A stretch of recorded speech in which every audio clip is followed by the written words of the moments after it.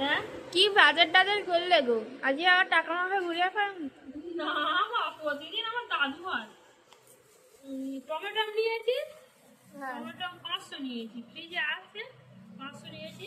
আর তুই পিপি ভাজা খাই বলছিলিস, হ্যাঁ, ডাল দিয়ে ওই সেই জন্য লাগে। 1 কিলো পিঁপে নিয়েছি। আমিও পিঁপে প্রতিদিন খাই, সিদ্ধ তরকারি। কালকেরই করবো। আর নিয়েছি কি বলতো, শশা, যেটা মাছ শসা। তোমার লাগে। হ্যাঁ 1.5 কিলো শসা বাকি নিয়েছি। কেমন এখন শশাগুলো ঠিক কেমন গন্ধ ভিতরে।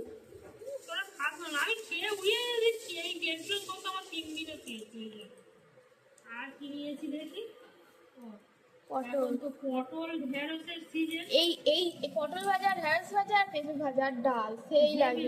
হেভি হ্যাঁ। মানে হেভি, কিন্তু আমি তো খেতে পারবো না। কবে ভাত খেয়েছি ভুলে গেছি। হুম। 2 মাস হয়ে গেল ভাত ভাত খাইনি। খাওনি। যেদিন খাবো সেদিন কিন্তু এগুলো অল্প অল্প তেল দিয়ে খাবে। করবো। এই হলো আমার বাজার।